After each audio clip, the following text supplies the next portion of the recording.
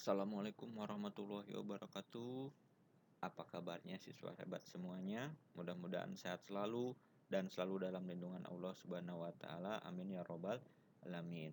Nah, pada video pembelajaran kita kali ini kita akan membahas tentang perdagangan antar daerah.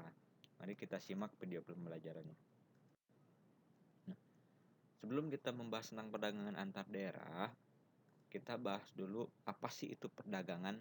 Nah, perdagangan yaitu adalah kegiatan tukar-menukar barang atau jasa berdasarkan kesepakatan bersama tanpa adanya unsur pemaksaan ya. Jadi di sini adanya kesepakatan dan tidak adanya unsur pemaksaan, baru itu yang dinamakan sebuah perdagangan. Nah, kalau begitu perdagangan antar daerah itu apa? Nah, jadi kegiatan perdagangan antar daerah merupakan perdagangan yang dilakukan oleh penduduk atau lembaga suatu daerah dengan penduduk atau lembaga suatu daerah antar pulau lain dalam satu batas wilayah negara atas dasar kesepakatan bersama. Jadi di sini perdagangan antar daerah ini masih mencakup dalam satu wilayah negara. Nah, selanjutnya tujuan perdagangan antar daerah. Tujuan perdagangan antar daerah ini yang pertama yaitu memperoleh keuntungan. Sudah pasti ya, yang namanya jual beli, yang namanya perdagangan itu untuk memperoleh keuntungan. Jadi tujuan utama dilakukan perdagangan antar pulau atau antar daerah adalah untuk memperoleh keuntungan. Keuntungan diperoleh dari selisih antar harga beli dengan harga jual. Jika barang produksi sendiri, maka keuntungan diperoleh dari selisih antar harga jual dan biaya produksi. Nah, tujuan yang kedua yaitu memperluas jangkauan pasar.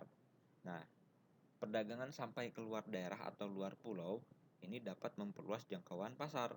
Jangkauan pasar yang dimaksud adalah jumlah konsumen yang mengkonsumsi barang tersebut akan semakin banyak dan tersebar di berbagai daerah. Nah, selanjutnya faktor pendorong perdagangan antar daerah. Yang pertama yaitu perbedaan faktor produksi yang dimiliki. Misalnya gini, pada suatu daerah A itu memiliki tanah yang subur sehingga dapat memproduksi sayur mayur, dan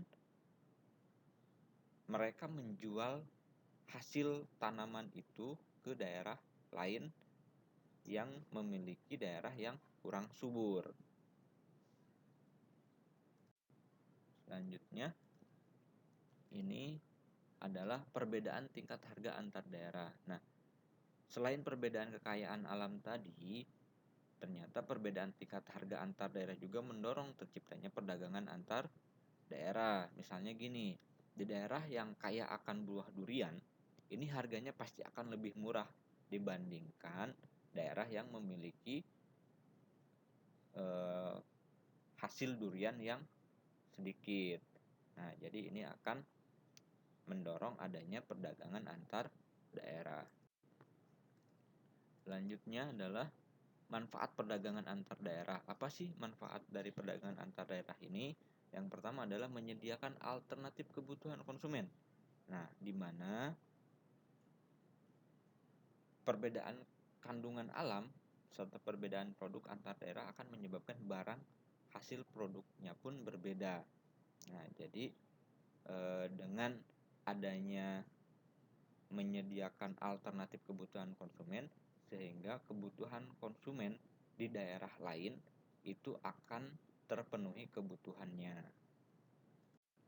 Selanjutnya, manfaat perdagangan antar daerah yang kedua yaitu meningkatkan produktivitas. Nah, di mana pemasaran produk yang semakin luas ini akan menyebabkan permintaan atau pemesanan terhadap produk menjadi meningkat. Hal ini akan mendorong produsen untuk meningkatkan produksi sehingga meningkatkan produktivitas. Nah, manfaat yang ketiga yaitu memperluas kesempatan kerja bagi masyarakat. Nah, kalau sudah peningkatan jumlah barang yang diproduksi, otomatis produsen ini akan membutuhkan tenaga kerja yang banyak, sehingga akan menimbulkan atau akan membuka lowongan pekerjaan tambahan. Nah, Demikian video pembelajaran kita kali ini tentang perdagangan antar daerah. Nanti kita akan berlanjut ke video pembelajaran selanjutnya, yaitu perdagangan antar negara atau perdagangan internasional. Demikian, mudah-mudahan bermanfaat. Usikum nafsi bitaqullah. Allahumma fiq ila ahmutarik. Assalamualaikum warahmatullahi wabarakatuh.